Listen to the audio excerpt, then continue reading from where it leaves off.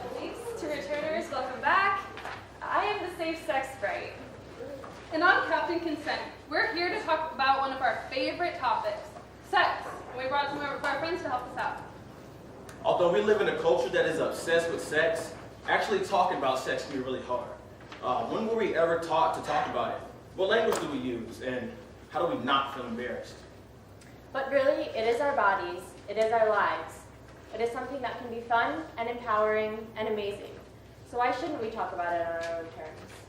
And we have to talk about it because we've all had different relationships and different experiences.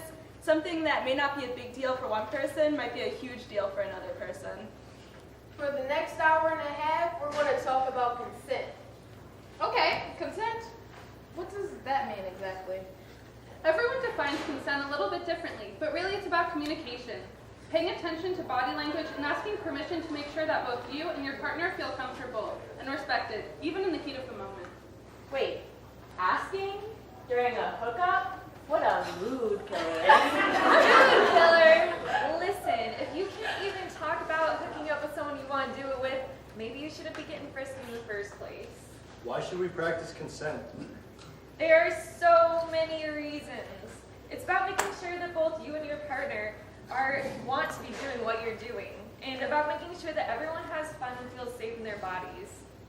It's about feeling like you have complete and total ownership over your body. It's about helping heal from past abuse. It's about creating a culture defined not by power and coercion, but by communication, mutual support, and understanding. It's about realizing that we have the power to change our culture, which allows sexual assault to happen on a daily basis. Consent isn't just about sexuality, it's a lifestyle. Practicing open communication and learning to read body language can enhance any relationship you have, whether it's romantic or not. This workshop is as much about being sexual as it is about not being sexual. The point is to find empowerment, to do whatever we want to do, and to feel our best and help others do the same. Most of us, especially those of us socialized as males, have been taught by our media and culture to believe that our manliness or worthiness is directly related to whether or not we're getting any. If we accept this as reality, it can lead us to situations where we engage physically without getting in touch with our true needs and desires. Sex should never be about validation, outward or inward, regardless of our gender identities. When we make judgments based on sexual behavior, we limit our ability to find what works best for ourselves. Healthy and fulfilling sexual experiences must start with communication. Communication can only start when we get in touch with ourselves. Keep in mind that the stuff that in these skits could happen to anyone, regardless of the gender or gender identities of all parties involved. So who's putting on this workshop? This workshop was created by Consent in Action, a group of students at Prescott College who wanted to see a community committed to respect, honest communication, and consent. We wanted to invite you all to help make this kind of community happen, because students who are drawn to Green Mountain College usually have a deep drive to change things for the better.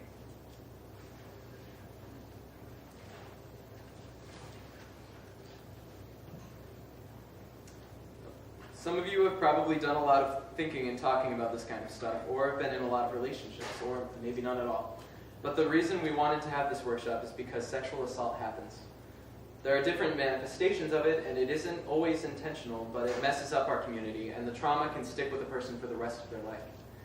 It's going to take everyone's help to stop it, and the first thing we can do is start talking about it. This workshop is going to be divided into two parts. First off, we're going to have a series of fabulous performances to illustrate different situations where consent comes into play. Then we're going to divide up into small groups and talk about what consent means to us. This topic can be really intense and potentially triggering, so if you need to take a break and step out of the room, we understand completely. So without further ado, let's talk about consent.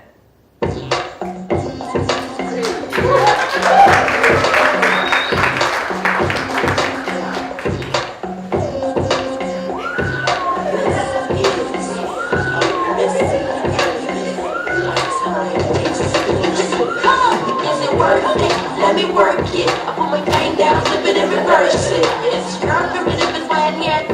It's your primitive and when yet. Scene 1, pillow talk. Take 1.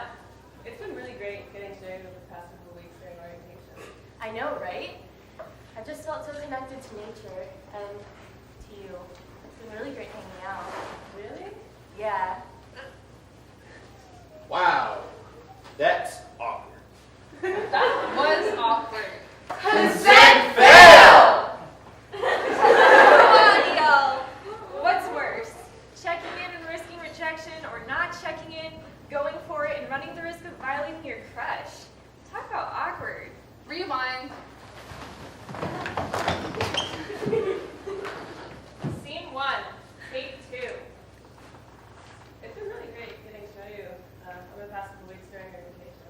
know, right? I just felt so connected to nature and to you. Really? Yeah. Hey, can I kiss you? No thanks, I'm not really feeling that right now. Oh, well, thanks for being straightforward with me. I really appreciate it. Yeah, thanks for asking. Did you see that moose on the way to camp? Yeah, nature is radical. So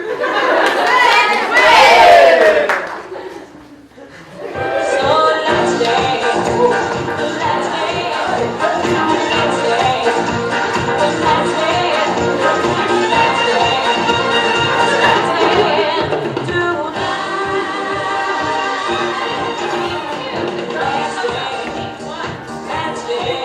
You're such a good dancer! You too! I love this song. I'm having such a good time. I love this song too. You know, I know I'm kind of drunk, but I have to tell you, I've had a crush on you for a long time. Totally have a crush on you too. Let's go back to my room and hook up. Okay.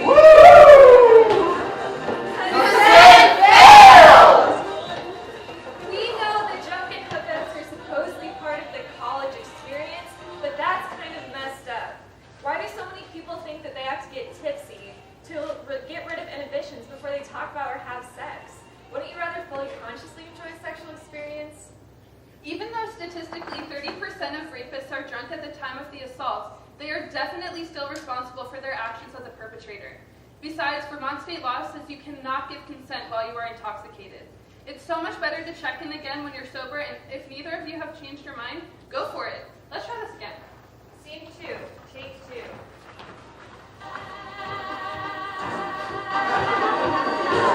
Oh man, I know I'm kind of drunk, but I have to tell you, I've had a crush on you for a long time. I totally have a crush on you too. Let's go back to my room and hook up. That sounds awesome. But we've both been drinking. And it would suck to feel weird about it in the morning. Plus, the Safe Sex Sprite told me that drunk people are much less likely to practice safer sex, meaning a higher risk of STDs or unwanted pregnancy. Let's go on a bike ride tomorrow and make lunch at my house. That sounds like a great idea. Okay, I'm gonna go back to my room and eat a whole bag of chips. Can I get a hug? Yeah, see you tomorrow. Sounds like we're gonna have fun tomorrow. Also known as Buster. Always talking about what he wants to just sits on his book ass. So no, I don't want your number. No, I don't wanna give you mine. And no, I don't wanna beat you nowhere. No. Scene 3, friend intervention, take 1.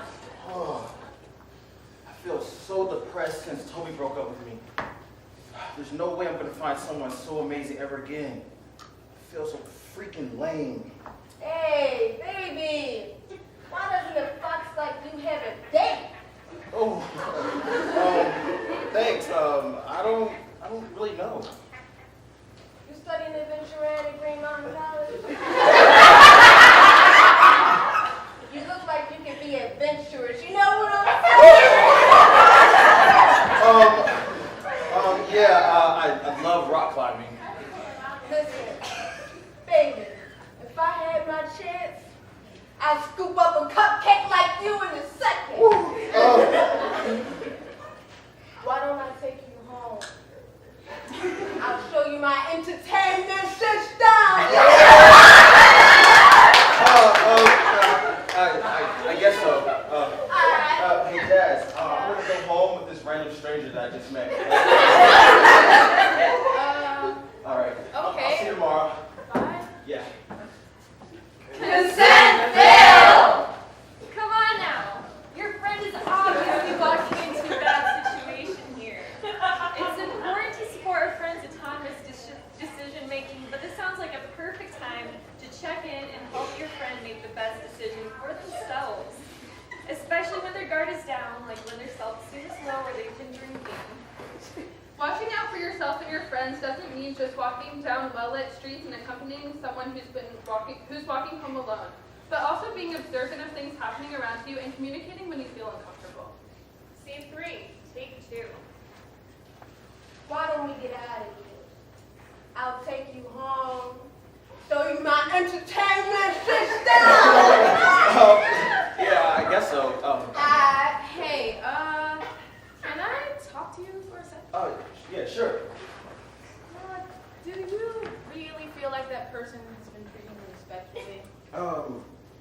guess so, but isn't that normal? Well, sometimes normal is messed up. If they were really nice, they'd be less objectifying. You're awesome, so much more than a hot body, and you deserve to be treated better. You know what, Jazz? You're right. I'm gonna go set things straight. Hey, I don't think the way you approached me earlier was very respectful. So, I think you can go home and play with your entertainment system on your own. Okay, fine. Whatever. People don't realize how verbally objectifying they can be. It's dehumanizing, and it creates a climate for harassment and sexual violence. Yeah, you're so right. Our words really do have an impact. The more we use phrases like sexy little thing and tell rape jokes, the more numb we become as a society and the reality of what we're really talking about. Self-respect wins.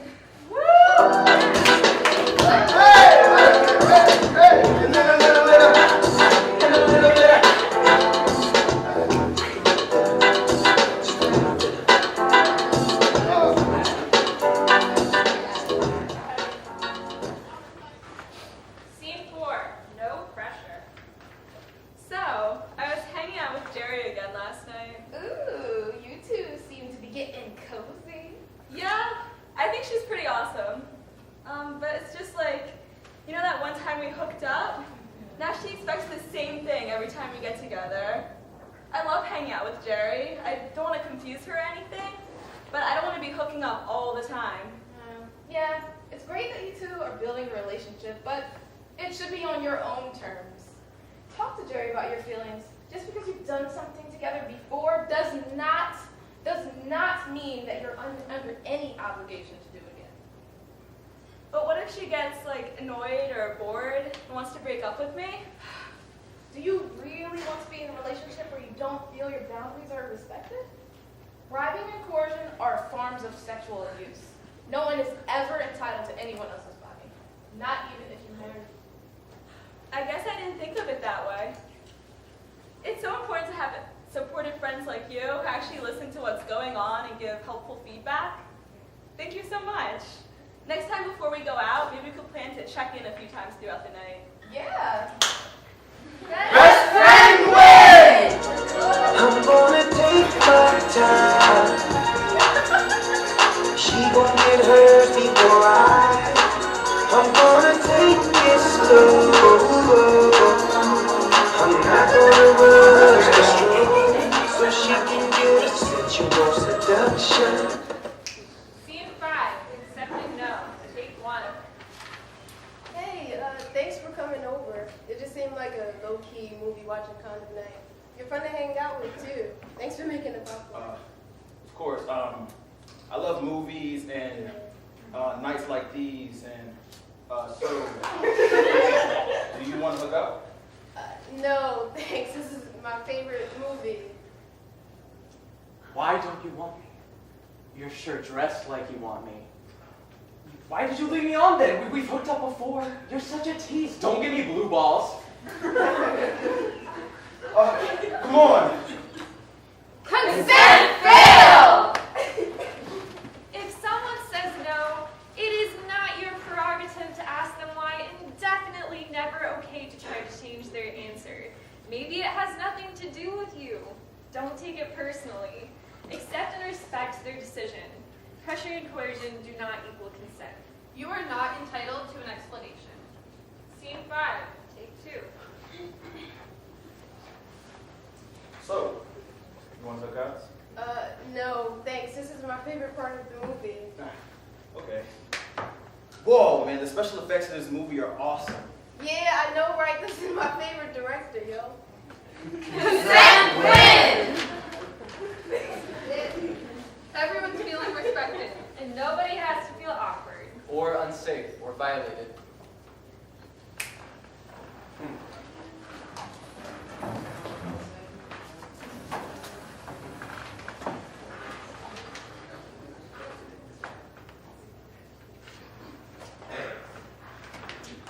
I met this girl last night. Last night, I met a guy. She was such a babe, and seemed like someone I could really relax and have fun with.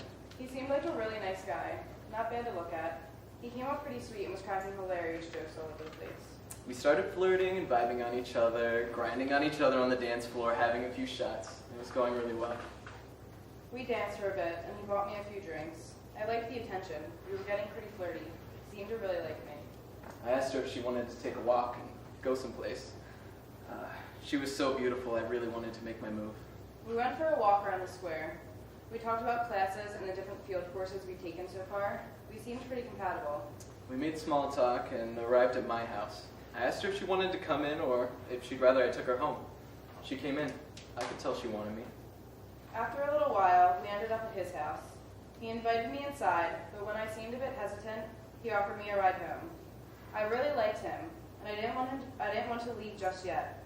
I thought it would be better to sober up a little first, so I came inside for a glass of water. One thing led to another, and we started making out on the couch. We listened to some music on his laptop and talked some more before he leaned over and kissed me. She was such a good kisser. I mean, we had great chemistry. She let me feel her up, and I could tell it was just going to get better. At first, I was really enjoying the kissing. It was really sweet. I liked it. But then it kind of got uncomfortable. He started putting his hands all over me. It was moving really fast. Things were going so well. I had this super pretty girl in my house, and we were hooking up on my couch. We started taking our clothes off. I was loving it. Lucky I had a condom in my pocket, so I was ready to go. I didn't really know what to do. I really liked the guy, and he seemed to like me. I didn't want him to think I was being a tease, but I don't think I was ready to have sex with him. He just kept taking my clothes off. I was kind of afraid of what he'd think if I stopped him.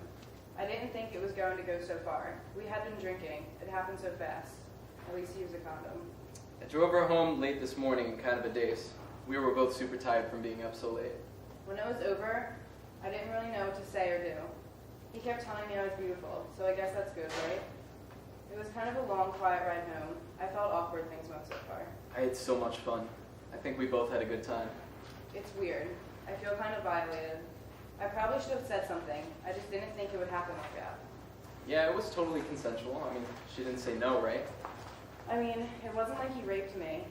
But if he had asked me or checked in with me, then I would have turned out differently. I guess it was consensual, wasn't it? We live in a society where 1 in 4 women and 1 in 6 men will be sexually assaulted in their lifetime. I suspect this is connected to the fact that our society doesn't necessarily teach us to communicate clearly or look out for each other. Sex is awesome, but for many people it's a big deal. Sharing your body with another person is a pretty intense thing to do, and it can bring up some strong emotions. It's important to remember that no one can really be sure that they've never been a sexual perpetrator unless they communicate consent every time. You never know when someone is feeling violated unless you ask. It is everyone's responsibility to check in, speak up, and make sure that the people we interact with feel empowered and comfortable. If a friend shares their story about surviving sexual assault, the most important thing you can do is listen. Allow them the respect to process at their own pace and only share what they want, with who, and when they want to share. Always believe them, never justify or defend the perpetrator's actions. Don't blame them or tell them how to feel. Be sure to be patient and let them know that you're there if they want support. Let them tell you how to help. Our survivors should know that our counselors in student life are always available to confidentially talk about what they're going through and explore options for choosing an active response, anywhere from personal healing to mediation or arbitration. Sexual assault does not happen to the reported 248,000 plus people a year in this country in isolated, unrelated events. Rape is a systematic problem in our culture, perpetuated by the norms of how we regard and treat each other. By learning to effectively support survivors of sexual assault, we begin to end the silence created by fear and shame. When people feel safer to speak out about their experiences, it promotes healing and raises awareness about the serious problem of sexual assault. People can become really defensive of themselves or their friends in a situation where someone has made a mistake and might get called out for it.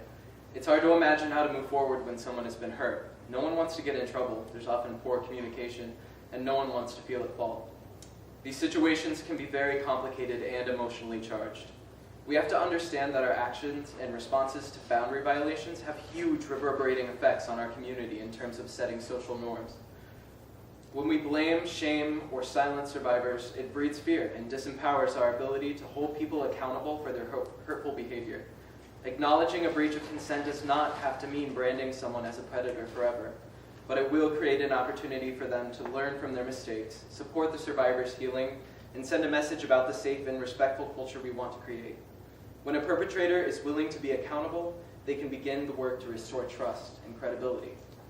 We've said it before, we live in a culture that accepts sexual coercion and assault as normal, thus maintaining conditions for sexual violence. We can change this. So here are a few things we all need to do in order to stop sexual violence from ever happening again. We need to be aware of our language and how it can foster a culture of domination over one another. We can be intentional about the words we use. We can stop making and stop laughing at discriminatory jokes. Support survivors of sexual assault. Hold perpetrators accountable. Start talking with women about how the risk of rape affects their day-to-day life. Talk with men about how the risk of rape affects their day-to-day life. Have dialogues with men about how it feels to be viewed as a potential rapist. Learn how sexual violence affects the lives of lesbian, gay, bisexual, transgender, and queer people. We need to realize that all forms of oppression feed off one another and help all feel empowered. We need to learn to respect ourselves and each other by communicating honestly and openly, which means we always have to ask for consent.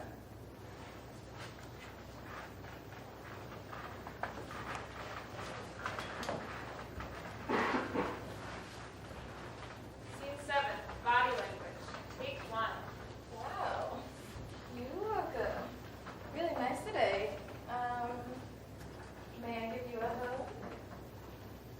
Oh, you seem like you aren't really into this. Are you okay? Yeah, I guess I'm Okay, great. Wait. This is ridiculous. Consent failed. Are you really attuned to this person's needs, or are you just hearing what you want to hear? Hooking up is supposed to be fun for the both of you. Don't just go patting yourself on the back for asking for consent. The absolute #1 most important thing is to pay attention to the person you're with. It is your job to stop if you suspect your partner's not having fun hugging.